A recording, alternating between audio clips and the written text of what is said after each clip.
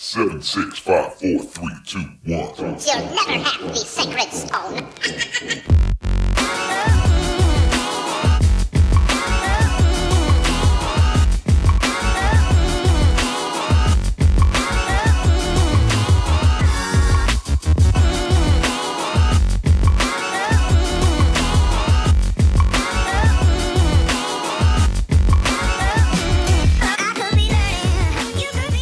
Welcome back to another edition of the Vegas Squares podcast. Sitting here in studio, and it is conference championship weekend, and it's kind of a bittersweet moment, I would say, for myself and you, Spike. This is the first weekend since 2011. This game, at least in the AFC, will be not played by the Patriots. Yeah, it was. It's a long time coming, you know, and people have been calling for the downfall of this dynasty for years and years and years now. So I don't know that this necessarily marks the end of the dynasty completely, but it certainly doesn't look good for the future for the Patriots. It looks good for the future of the AFC because we have new blood. Not only new blood, but we have a dynamic player in Patrick Mahomes going against what people are calling the team of destiny in the Tennessee Titans. So it does seem that way. Fun matchup. But in fairness, the Titans are what I would call, I don't know what I would call it, actually. I would say Titans are a spin-off, let's call it, because we were talking about TV shows off the air. They are a spin-off of the Patriots. You got Vrabel. You got a lot of Patriots over there. First couple that comes to mind, Malcolm Butler, Logan Ryan. Obviously, Logan Ryan had the pick six in the game against the Pats to effectively end the dynasty, as many have said. Yeah, Dion Lewis, too. Dion Lewis, he doesn't play, obviously, with Derrick Henry. Yeah, he's not getting any reps. He's not getting the touches, but, yeah, he's definitely on that team, too. But another I guess, statistic I found very interesting, and I had a feeling I knew this, but I guess I'd forgotten about it. The last AFC championship that didn't include Tom Brady, Peyton Manning, or Ben Roethlisberger was 2002. Oh, damn. Yeah, well, that year... And the Titans were in that game, too. They got beat by the Raiders. Yeah. Oh, right, because they played, Tampa Bay for the Super Bowl. They went and got smoked by Tampa Bay. Yeah. Yeah, I remember that because that was the year that Brady's second year, he went 9-7. People are like, "Oh, that was a one-hit wonder for Brady. Oh, we're never going to see him again." And then he goes, "Pow pow." Like I said, this is the Vegas Squares podcast. You hear Spike on mic 2. I am Aaron on mic 1. We appreciate you joining us. We're going to thank the sponsors here real quick, and obviously we're going to talk about these two championship games that we have leading up to Super Bowl number... What? Fuck, I don't even know what number. 54? You liked calling out the week numbers. I know, because you liked calling out the Super Bowl that number. One was sequential. I knew that automatically. This is, 54? I believe that is correct. 54, yeah. Yes. I know Roman numerals. That wasn't the issue. It's just I forgot what year it was. Anyways, let's thank the sponsors, 12 Ounce Sports, where we're on every weekend, and Seat Giant, promo code 12 Ounce Sports for your discounted sporting events, concerts, and theater tickets. No matter who wins this game, I think people, and us excluded, people are more happy to tune in to the playoffs now that the Patriots are out. The Chiefs-Texans divisional playoff game received some of the highest ratings that CBS has gotten in about 8 years in a playoff game. Oh, damn. Now, I don't know if that's because the Patriots were gone, coupled with the new budding superstar in Patrick Mahomes. I like this guy. I'm not rooting for him necessarily because... he has the talent and ability to supersede Brady. God forbid he gets 6 or 7 rings, but it's hard to not like him. Yeah, I agree with that. I mean, he's certainly got a little bit of a swagger, a little bit of an attitude to him, which I think quarterbacks kind of need. So I'm not denigrating him for that, but I think that's going to rub some people the wrong way. But for the most part, yeah, you have to root for this kid. He's been playing unbelievable. Obviously super talented. Something about his swagger, though, it it shows very subtly. Like when he's on the mic, the only real swagger I've seen like in your face is that commercial, that AWS commercial where he's squirting ketchup on the steak. Who you calling kid? That's really the only like smugness I get, the vibe I get out of him. Well, he's got it on the field too, which I guess you would expect from. I a guess professional athlete. the Bears game where he was counting to 10 and how many picks I was picked behind Trubisky. I mean, I get it, but they're little subtle ones. If the camera never catches that, you don't even know about it. But I don't know. I like the swagger that he has. It's better than the Phillip Rivers swagger, in my opinion. Oh, for absolutely sure. Yeah, no. The one that I'm looking forward to watching over the next coming years is Joe Burrow's swagger when he comes in the league. To see, especially if he turns a garbage Cincinnati team even to like an 8-8 team in his first year. I think we're going to see a lot out of him because he's just got that stoic swagger that we really don't see that much these days. That's fair. Yeah, he's got that old school vibe. Yeah. We'll talk about that in the next couple of months because there's some rumblings about that Carolina's going to be putting a package together to go get him because they just hired Joe Brady, who is or was LSU's offensive coordinator, to be Carolina's offensive coordinator. So, Joe Brady, by the way, do you know how old he is? No idea. He's 30. Is he really? You feel old? Holy shit. What am I doing with my life? Exactly. So we do have the two games, as we talked about today. First off, the first game is Tennessee at Kansas City, which we'll be discussing first. Kansas City currently a 7-point favorite at the Westgate. Total is 53. The second game at 6:40 p.m. Eastern is Green Bay at San Francisco, which at the Westgate right now currently is a 7.5-point. San Francisco is the favorite, and the over-under is 46.5.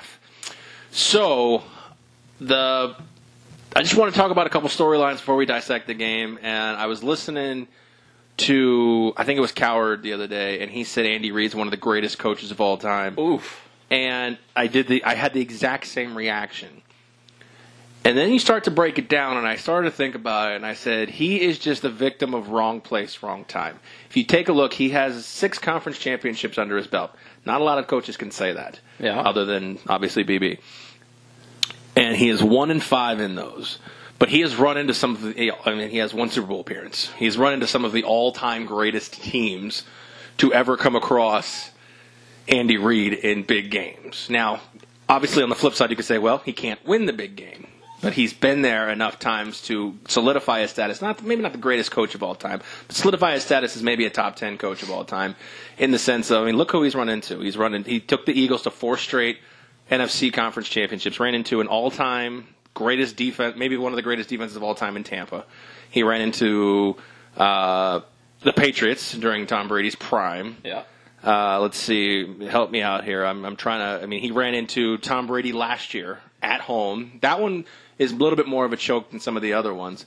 But he ran into, I would say, 6 conference championships is huge. This is a key game for him to solidify his legacy. If he can, I still think he should win this. He needs to win the Super Bowl, but even just getting to a second Super Bowl and having 7 conference championships under his belt, I could put him in the conversation for one of the top 10 coaches of all time. Yeah, and he's not done. No, he's definitively not done. I think right now his regular season record definitely helps that out. Sure. I'm looking at it now. He's got a .618 winning percentage. He's 207 and 128 with a tie. So he's got the regular season pedigree to be in the conversation as one of the better or best coaches of all time. Problem is he has a losing record in the playoffs as of right now. He's 13 and 14. Right, but most coaches who don't have multiple Super Bowl victories have a losing record, to be fair. Yeah, no, I get that. It's just that's one of the things when you're looking at just the pure numbers. Oh, absolutely. That's going to come back and get him. Because, even if he... if he's going to be in the conversation for one of the greatest coaches of all time, he has to win that either wild card game or divisional game to get into the conference championship game. And if he's been coaching for 21 years, having 7 under his belt, okay, he goes to the conference championship game essentially 1 out of every 3 years he's in the league. you got to win a couple of those and start propelling yourself and your team further and further into the playoffs in order to I get would to that agree. conversation. So, but I mean, otherwise, he's he's really proven that he knows how to put together a team, how to put together an offense. I think people are going to criticize the way he uses timeouts, but that's not going to be a determining factor as to whether or not he gets into a hall or he's in the conversation for one of the best. Yeah, I mean, it's just, playoff record. What do we have here? Where were you looking? 13 and 14. 13 and 14, yeah. So obviously with a win today, he'll be 500 and 2 Super Bowl appearances. Yep. And that helps. Obviously, yeah. So. And obviously a win would clearly catapult him. I mean, would a win put him in somewhere in the top 10? I know it's easy to throw out numbers, but I mean, to really break it down, I mean, you're looking at Belichick, Shula, who else? Tom Landry, Chuck Noll. Yeah, I mean, you have to talk about the old school guys like Lombardi as well. Vince Lombardi, sure. Chuck Noll was with the Steelers. Joe Gibbs. But, I mean, you're talking, that's 6 guys. I mean, after that, you can look at Parcells. You can look at Bill Walsh. I think Bill Walsh probably is at another top upper echelon. But he might be in that 8 to 15 range. Yeah, he'll be in the conversation. Even without sure. a Super Bowl victory. And it's definitely something that people are going to want to talk about. Yeah. So I think, honestly, the onus, and even Pat Mahomes said it this week, he's like, we're out here to do this for him. And if that's the best motivation they have, I don't hate it. Yeah, I mean, especially after the way last year ended, I think the team felt like they let Andy Reid down. Well, the guy who did is not there anymore. That's He is still playing on Conference Championship weekend, though. Dee Ford's a member of the 49ers. Oh, yeah. Lining up off sides. He may have a chance, if things go the right way, to get redemption on his former club. It would be interesting. I mean, it makes for storylines, right? That's true, yeah. But speaking of Andy Reid, we talked about it. He's the outlier in the 4 coaches because I don't know exactly how old he is. I think he's like 60 years old. And you have Matt LaFleur, who's 40 in his first season. You have Mike Vrabel, who's 44 in his second season. And you have Kyle Shanahan, who is also 40 in his third season at the helm. One of those guys will be coaching in his first Super Bowl. At least one. Yeah. Well, that's true. At least one, yes. And Vrabel, I believe... Oh, no, Kyle Shanahan was in the Super Bowl as well. So they have a little bit of Super Bowl experience, but not as the guy. Yeah. Who do you think is best equipped to go in there and handle a team that goes to the Super Bowl of those 3 guys? Vrabel. Yeah. Vrabel, he's been there as a player. I think he's been... Was he on the Patriots staff, or was he always on Houston? I think he was on Houston. But having the pedigree of coming from the Bill Belichick coaching tree, so to speak, is just such an advantage over any other pedigree that you can have coming out as a head coach now.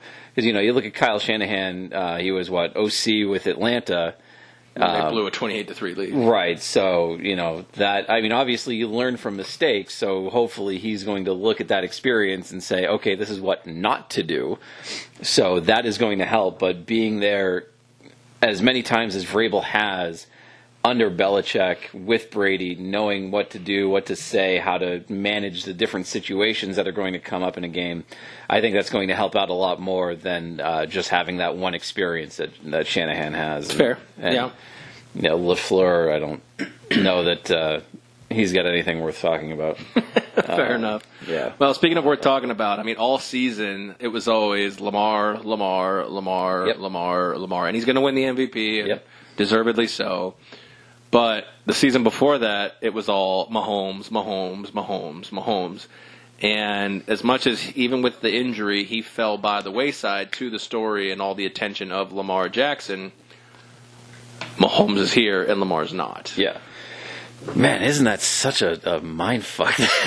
Not to me. I'm still not sold on Lamar Jackson. Now, yes, it's kind of a mind fuck that he got beat by the Titans, but I mean, we're kind of believing in the Titans now. Oh yeah, no, I got a money line bet on him. Because I was listening to Cowherd, and he had was it Cowherd? No, it was Cowherd. He had Logan Ryan on, and even Logan Ryan said, hey, look, a lot of people even in our own town on the sports radio were like, okay, they beat the Pats, but they'll go get boat race by the Ravens.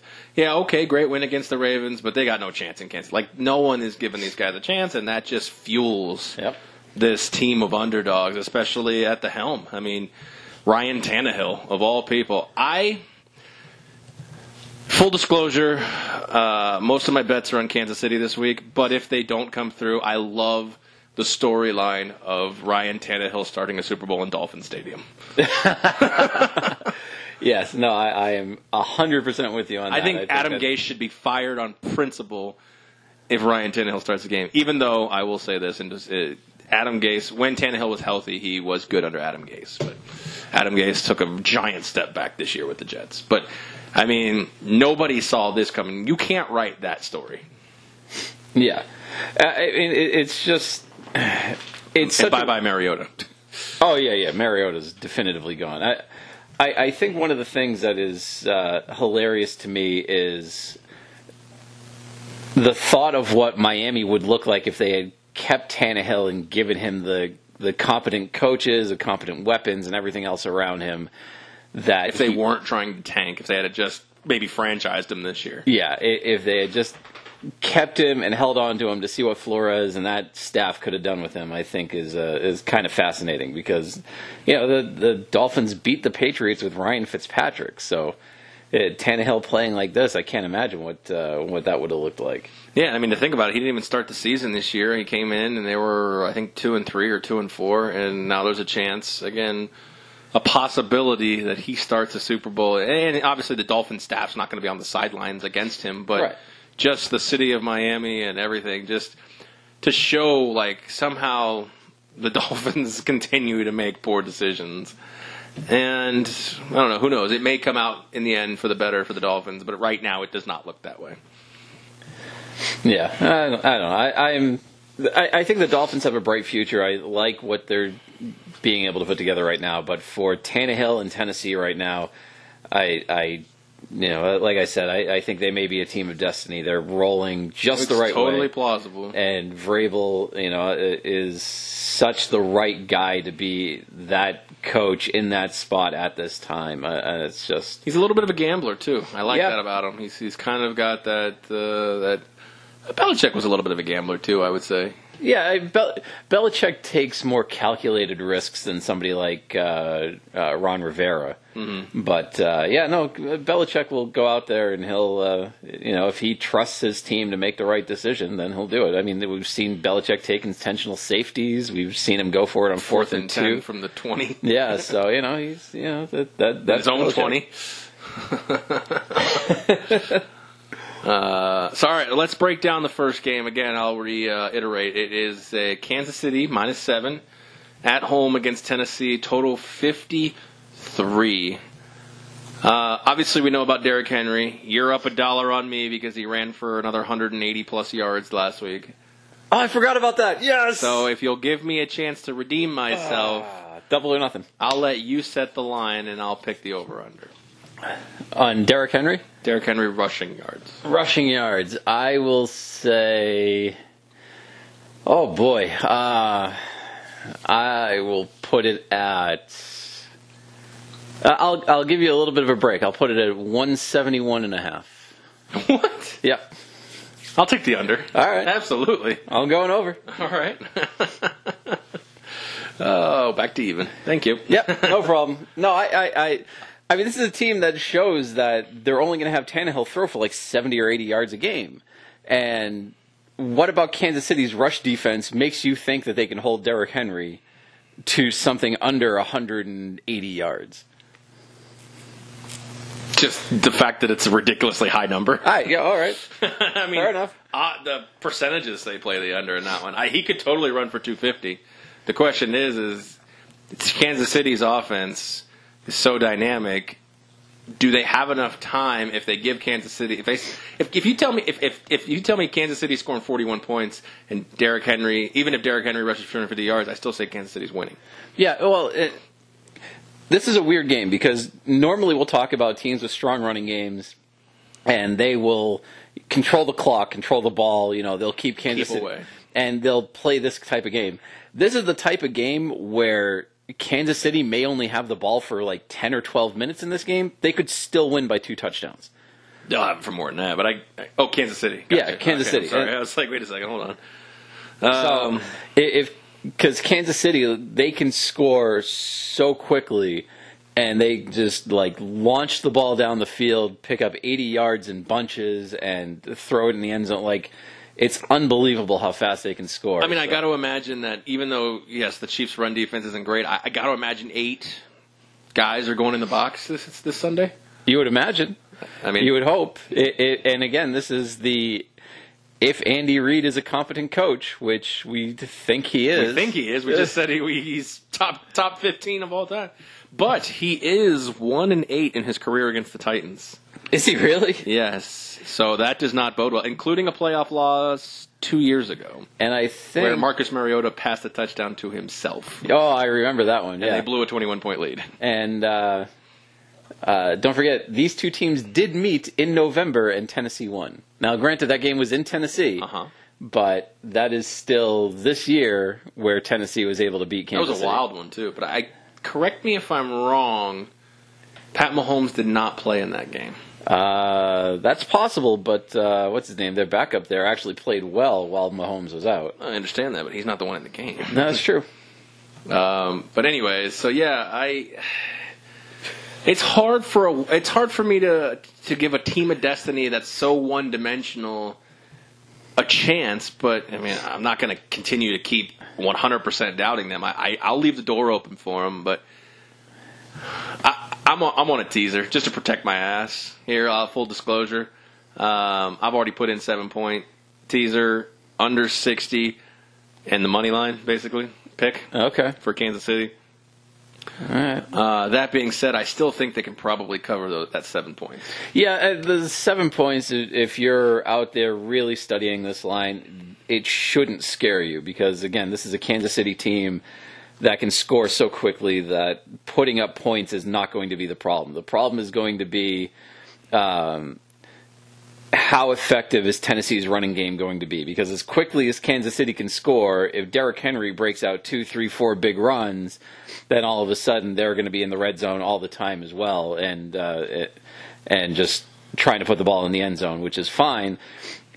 The difference is going to be if Kansas City gets up big early, Tennessee is still going to have to run the ball because Tannehill doesn't necessarily have the ability to win or have the weapons to win the game with his arm.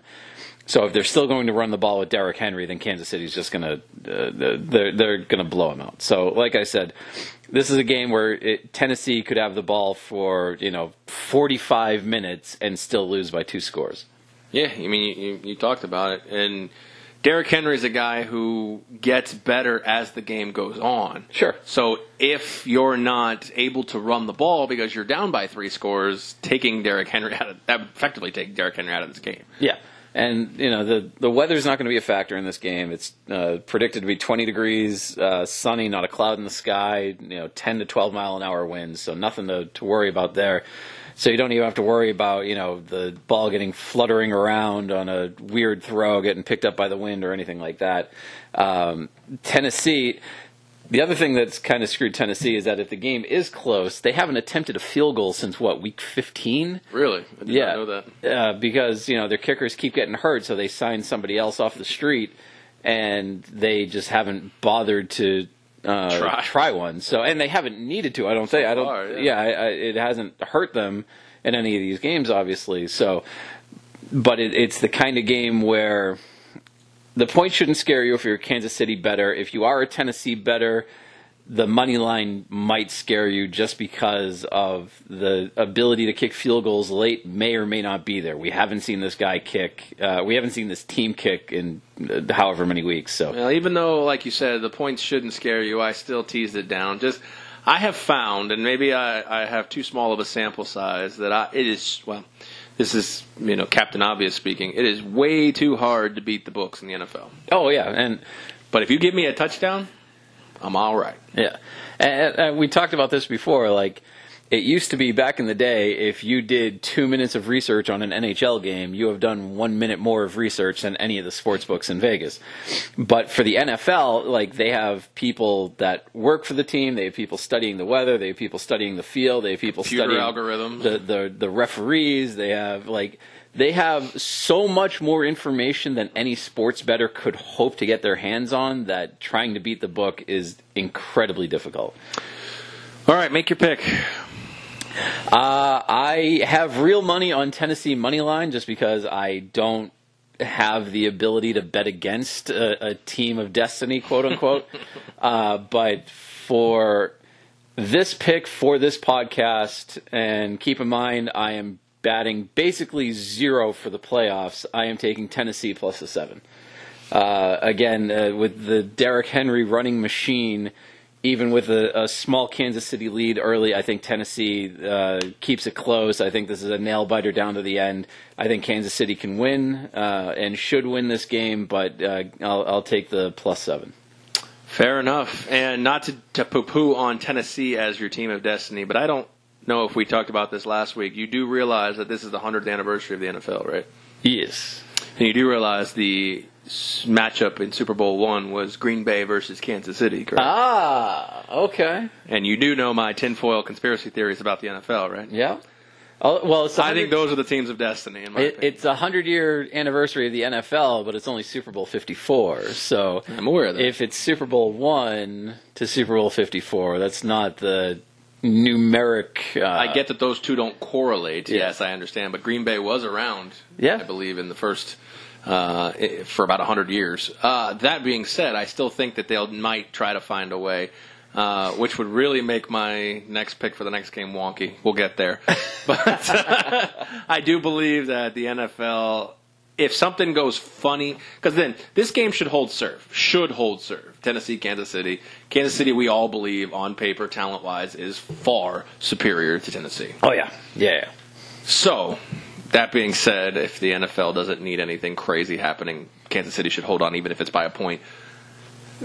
Let's move forward to the Green Bay game. This is where I feel like things could get weird, a la the Green Bay-Seattle game with the guy falling, with Jimmy Graham being tackled short, and they're like, we've received official, or what was it? Let me try that again. We have received additional video evidence that doesn't change our opinion of the call. Did you hear that? I did not hear that. Oh, you did? Were you watching the game? No, I honestly missed it, unfortunately. So I'm sure you've seen where Jimmy Graham was tackled. I saw that clearly replay, looked short. So they said the call on the field stands because they ruled him like a yard and a half past where he went down. It was absurdly incorrect. Wow. And then they said, well, the call on the field stands, and then they weren't playing. And then he comes back and says, I'm having problems with this. We've received additional footage, but it doesn't change our opinion of the call. Like, why is opinion even in that sentence? Wow. Huh. Yeah. You gotta love the NFL sometimes. Yeah, people wonder why we say that the refs are corrupt. But Yep.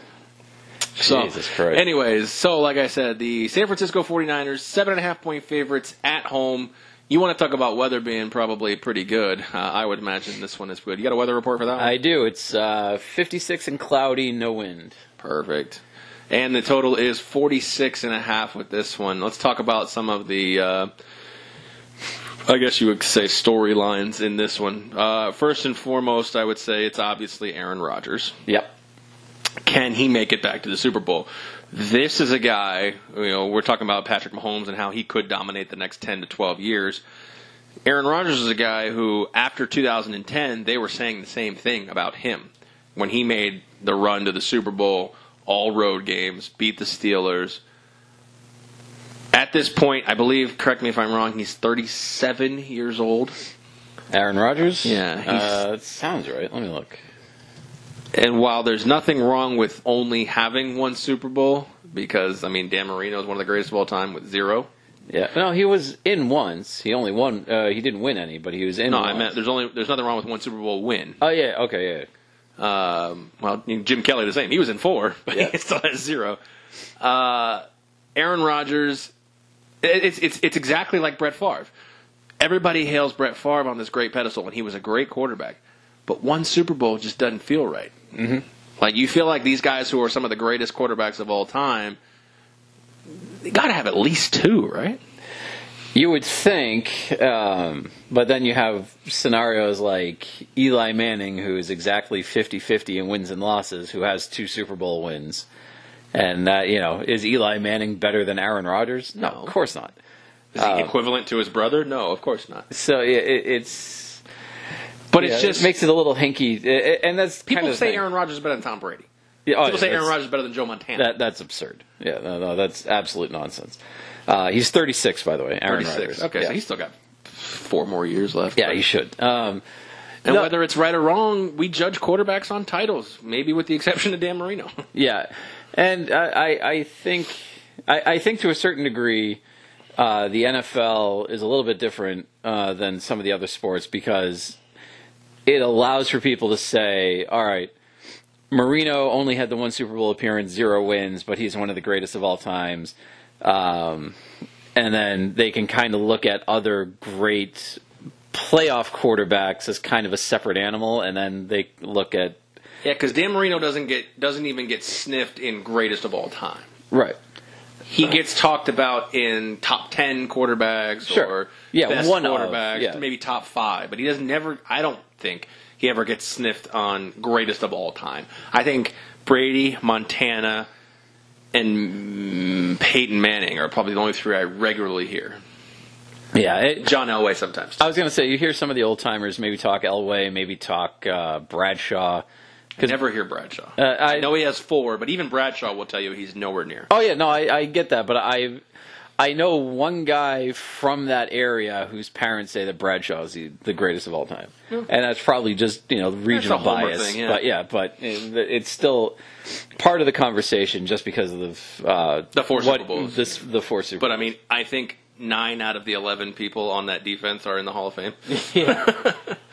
So it's like, that's a tough one. But he only excludes from the conversation because he excluded himself. He literally said, I belong nowhere near the rest of these guys, even though I have the rings to prove it. Yeah, and with the way that the game has changed now and the quarterbacks that we've seen since Bradshaw, it's difficult for anybody to really make that argument seriously. Guy was a gamer, though.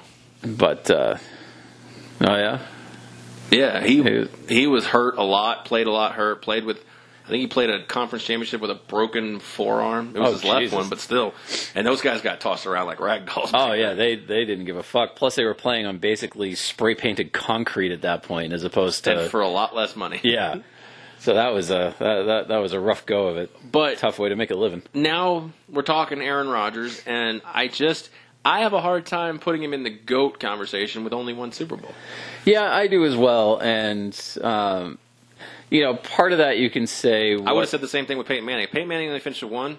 Nope, sorry. Yeah, Joe Montana and Tom Brady. Yeah, I think a lot of people would agree with that to a certain degree. Obviously the Brady detractors are always going to find somebody else. System. Yeah. And they're going to say that Matt Castle. I think the flip side of that is for Aaron Rodgers, only having the 1 Super Bowl, but doing it under a coach that clearly wasn't the right fit for that job. I mean, what's his name? I can't fucking think of that coach's name. For who? That just got hired in Dallas, the former Green Bay McCarthy. coach. McCarthy. Yeah, his first year removed from Green Bay. Yeah, I was going to say, mix something. And I think the reason that he was able to hold on in Green Bay for so long is that they were winning in spite of him. I think Aaron Rodgers was good enough to carry that team in spite of the coach making bad decisions, making bad calls. He got a bad rap, to be honest with you. I think McCarthy got a bad rap. To a certain extent, maybe he did, but that wasn't the right fit for Aaron Rodgers in that spot. And for a guy, like we're saying, that is so talented like Aaron Rodgers to only have the 1 Super Bowl, it's either Aaron Rodgers isn't as good as we think he is, or he was a product of a bad coach that held him back. And unfortunately, I think it's neither. I think it's arrogance. I think a lot of it is Aaron Rodgers came in, and you look at Tom Brady, and even through the alleged rifts with Bill Belichick and the potential that Belichick wanted him out, he still had a ton of respect for Belichick. He still listened to him. You never see them arguing on the sidelines. That's true. Aaron Rodgers just had a different mentality when it came to it. I'm better than you. I'll do what I want. He allegedly, which I believe, just again, this is pure opinion, he audibled out of a lot of McCarthy's plays. So if that's the case, McCarthy's not the one holding you back if you're not running his plays. That's totally fair. Now, are they both to blame? Absolutely. Mike McCarthy, probably his message wore out in Green Bay, and it's fine to get rid of him. That's fine. I think this week Aaron Rodgers has to go Brett Favre mode. And what I mean by that is he has to be gunslinger. He leads the league in thrown away passes this year. Fine, whatever. In the regular season, that's okay. That helps you win games. But like we said, no matter what happens here today, he still has one Super Bowl with one Super Bowl appearance. Many people still say he's one of the greatest of all time. What does he have to lose?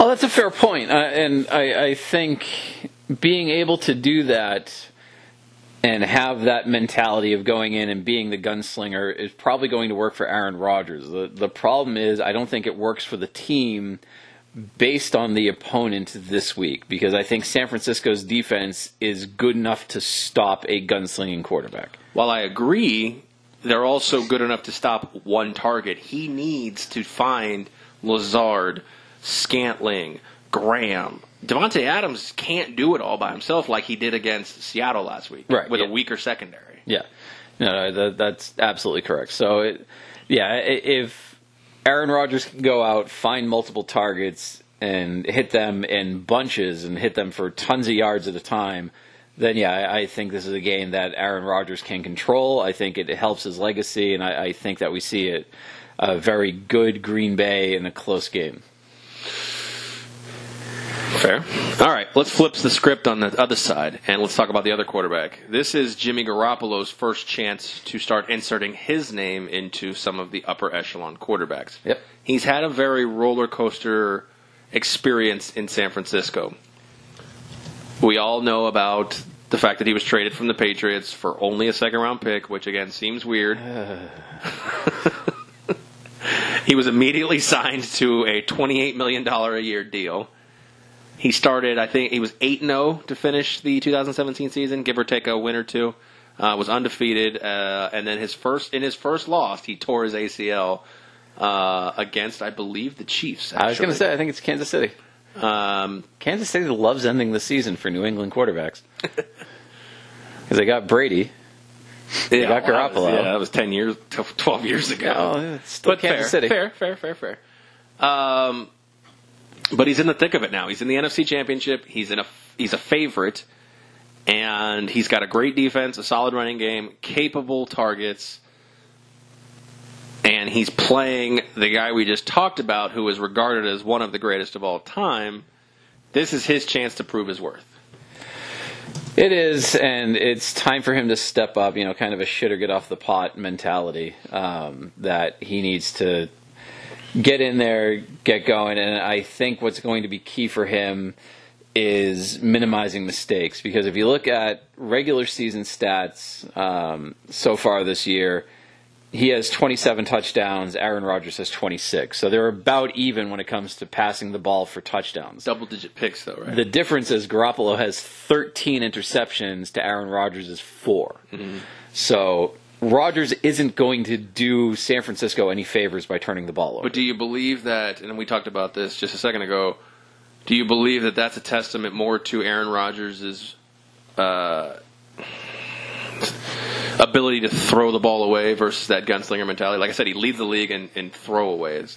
It was him 1, Brady 2 this year. Yep, and I think that just comes with experience and intelligence, and knowing that if the play isn't there, you get rid of the ball as opposed to taking the sack. So that's as opposed more to trying to throw it. Lack of development so far for Garoppolo, you think, than necessarily just being a smarter quarterback. Right, and I think, yes, and I think that speaks not only to Garoppolo having more interceptions, but it also speaks to last year Garoppolo getting hurt, because it was a meaningless game.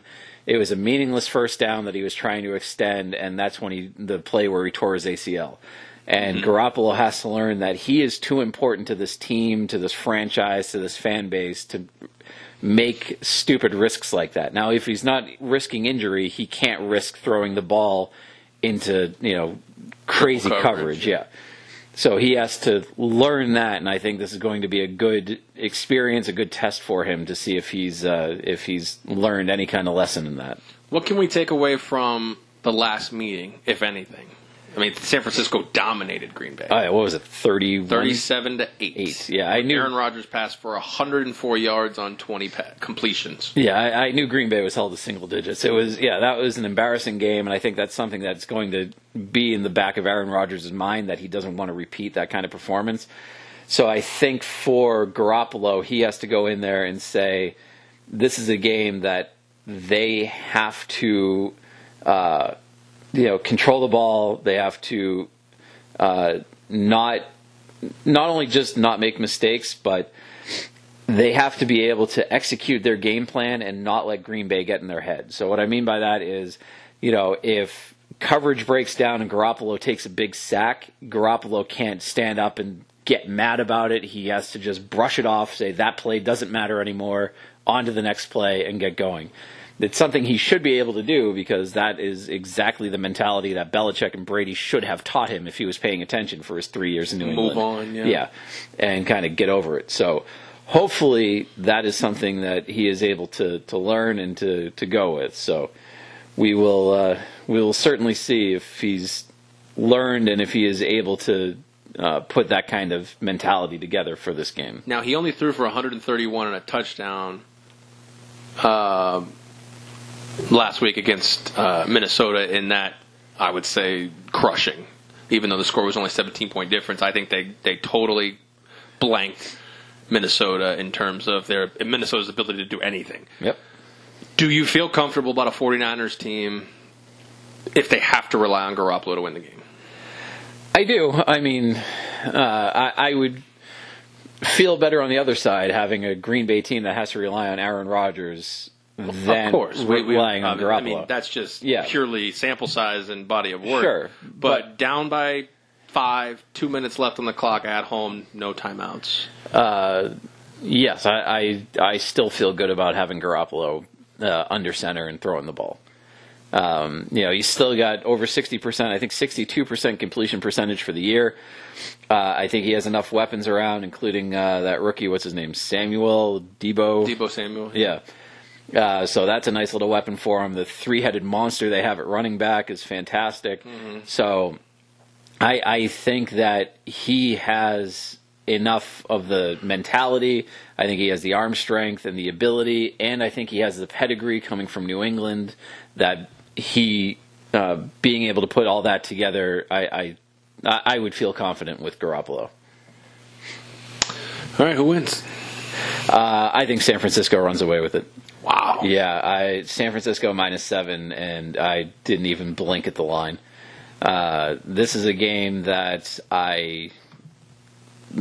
when I first saw the matchup, and I was like, oh, okay, this should be close, and I thought about the first meeting and how little Aaron Rodgers was able to do, I started to really worry that having a rookie head coach, after getting beaten like that, and then trying to come back in San Francisco to try to rectify that kind of situation, I just don't see it happening.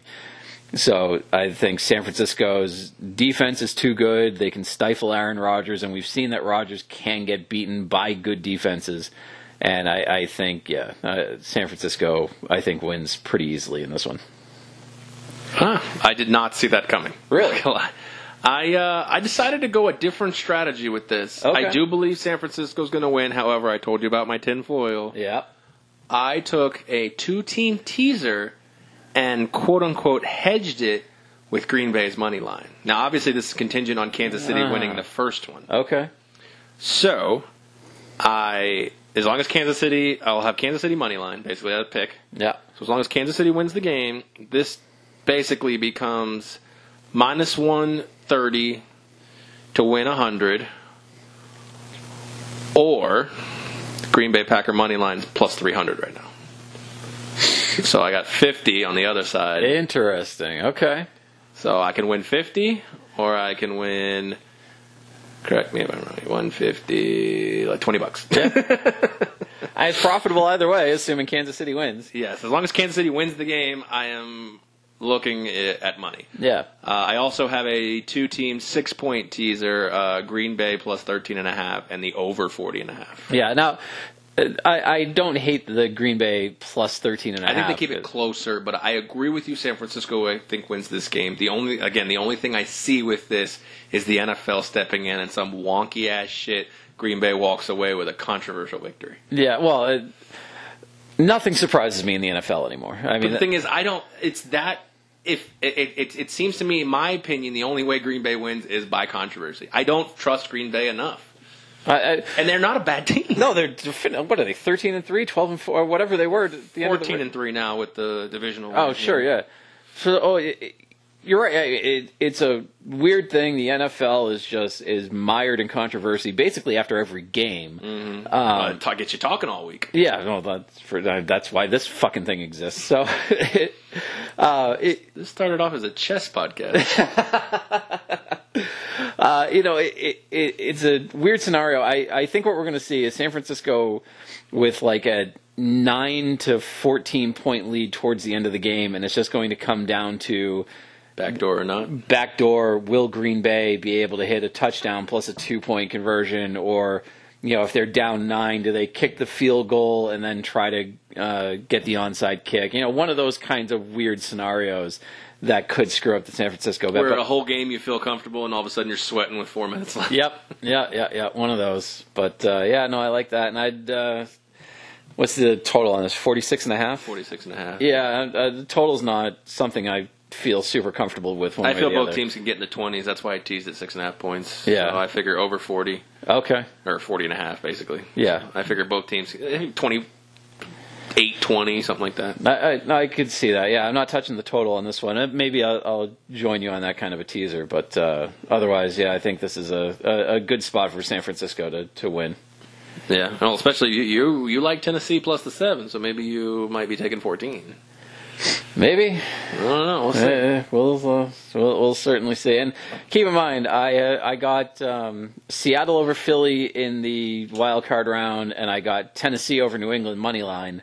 I saw some exactas you sent me. That was yeah. Well, and so now the futures bet that I have are the exactas. So I have Tennessee always in the Super Bowl.